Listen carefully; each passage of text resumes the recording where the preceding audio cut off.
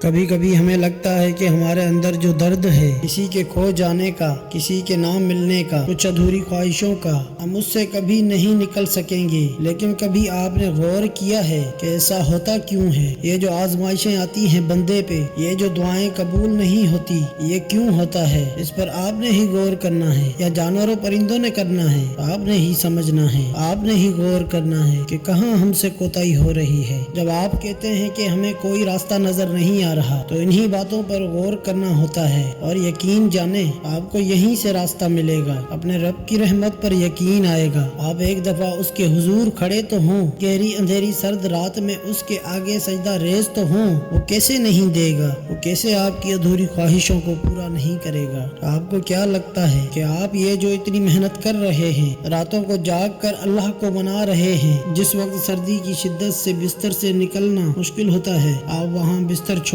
کر ٹھنڈے پانی سے وضو کر کے اس کے آگے سجدہ ریز ہو جاتے ہیں، تو آپ کیا سمجھتے ہیں آپ کی یہ محبت ضائع جائے گی؟ آپ کا یہ راتوں کو اٹھ کر سجدہ کرنا بیکار جائے گا؟ نہیں، آپ ذرا دیکھیں تو صحیح کہ جس گہری اندھیری رات میں آپ اللہ کے آگے سجدہ ریز ہیں، اس رات کے بعد روشنی ہی روشنی ہے۔ اسی طرح آپ کی زندگی میں بھی اللہ آپ کی روشنی ہر سو پھیلا دے گا۔ یاد رکھیں، میرا اور آپ کا اللہ جس کو منانے کے لیے آپ تہجد کے سجدوں میں آنسو بہاتے ہیں، یہ آنسو کوئی معمولی نہیں، لوگ کے لیے یہ پانی ہے، لیکن میرے اللہ کے یہاں اس کا اجر آپ کی دعاؤں کی قبولیت کی صورت میں ملتا ہے۔ اور یہ جو خالص رب کے لیے بندہ نماز تہجد پڑھتا ہے، اس میں خشوع خضوع شامل ہوتا ہے، اور جب نم آنکھوں کے ساتھ بندہ اپنے رب کے حضور کھڑا ہوتا ہے، تو پہلا انعام جو اللہ اپنے بندے کو عطا کرتا ہے، وہ بندے کے دل کو اپنی یاد سے بھر دیتا ہے، اپنی محبت سے سرشار کر دیتا ہے۔ اسی لیے تو آپ کو تہجد کا یہ سجدہ توفیق ہوا۔ وہ آپ کو ویسے بھی تو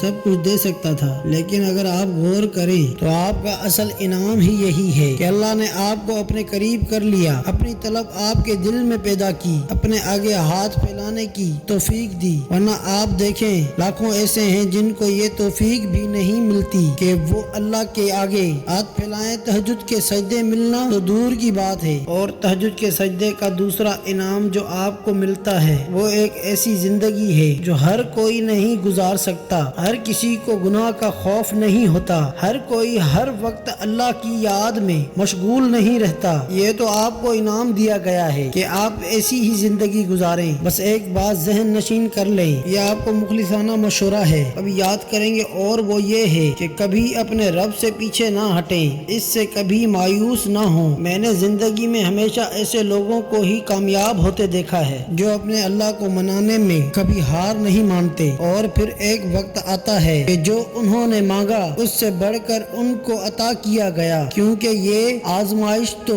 وقتی ہوتی ہے۔ یہ جو ہماری آنکھیں اور ذہن کا دھوکہ ہے، ناممکن حالات بدل نہیں سکتے، اور یہی سوچ کر نماز چھوڑ دیتے ہیں، تہجد چھوڑ دیتے ہیں کہ جو مانگا ہے وہ تو ملتا نہیں۔ ہائے اے بندے، کس قدر خود غرض ہے، یہ کس قدر شرمندگی ہے، یہ تم اللہ کے پاس صرف وقتی طور پر آئے، جس کے ایک کن سے کائنات تخلیق ہوتی ہے۔ اس کے لیے تمہاری دعاؤں کو پورا کرنا بحال کیا مشکل۔ تم ایک بار اس پر یقین کر کے تو دیکھو، جب اللہ خود کہہ رہا ہے میں ہر شے پر قادر ہوں، تو پھر اس کے لیے کیا مشکل ہے کہ وہ تمہاری خواہشوں کو مکمل کر دے۔ بس ہمت مت ہاریں اور اللہ پر یقین رکھیں کہ وہ آپ کی تہجد کی دعا کبھی رد نہیں فرمائے گا۔ اللہ تعالیٰ آپ کے لیے آسانی فرمائے اور آپ کی ساری دعائیں قبول فرمائے، آمین۔ ویورز، اگر ویڈیو اچھی لگی ہو تو کمنٹ سیکشن میں اپنی رائے کا اظہار ضرور کریں۔ اللہ حافظ۔